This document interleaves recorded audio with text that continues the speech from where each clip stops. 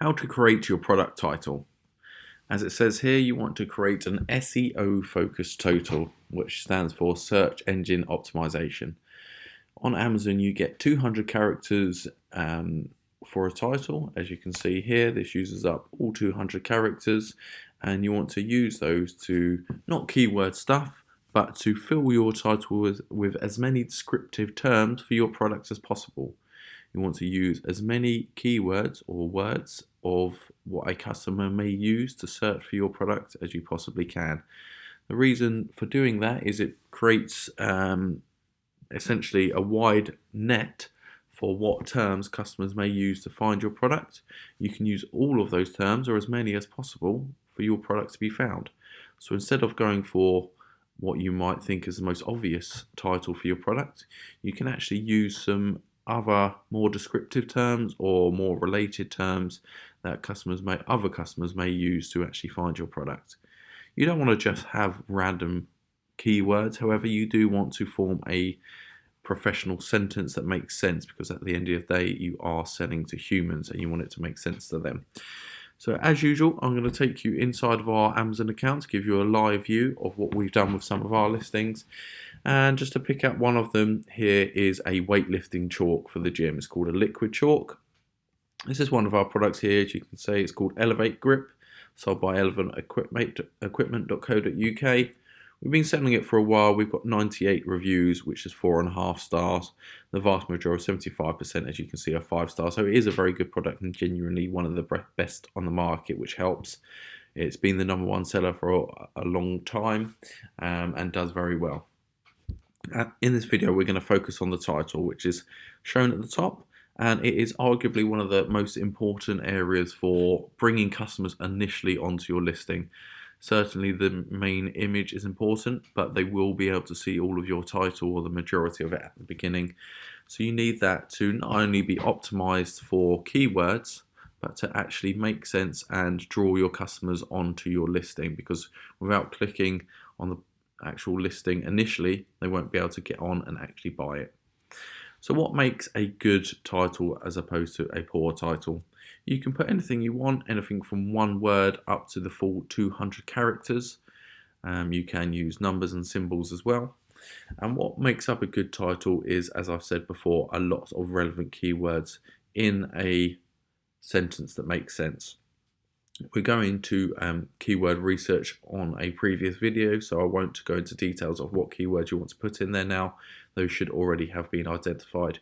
However, what you want to do now is formulate a good sentence for those to go in.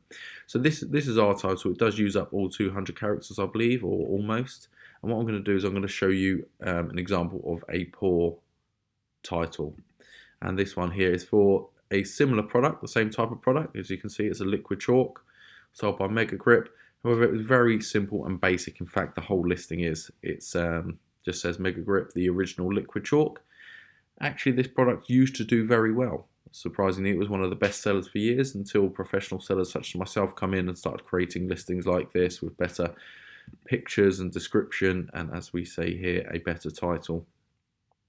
This really, all you're going to get out of this, people searching for liquid chalk, and you're not going to get all the other related terms that I've put in here. Just to read out my title is Elevate Grip. You should always put the product name or brand name at the beginning.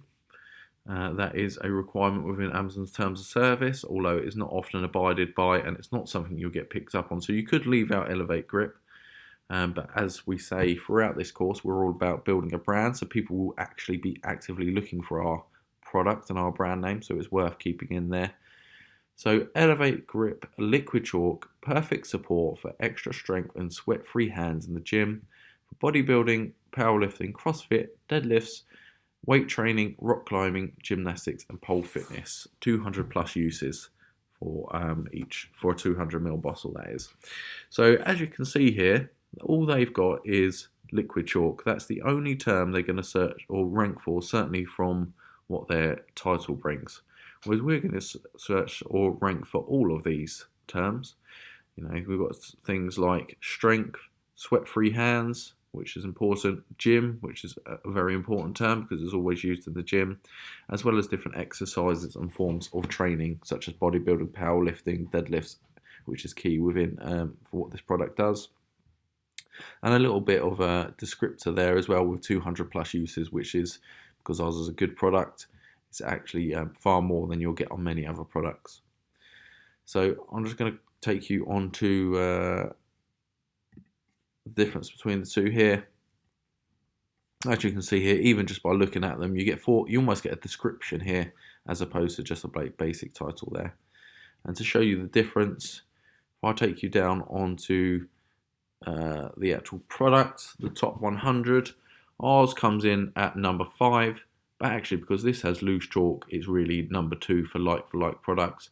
And the only reason for that is because we don't have any need to advertise it anymore because it sells so well and it doesn't drop in the rankings.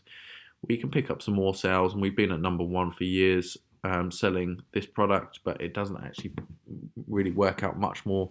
And in the current climate, we use our ad budget elsewhere.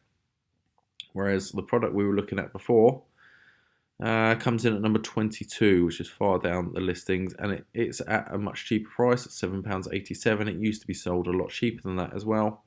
So you can see what the difference, that makes.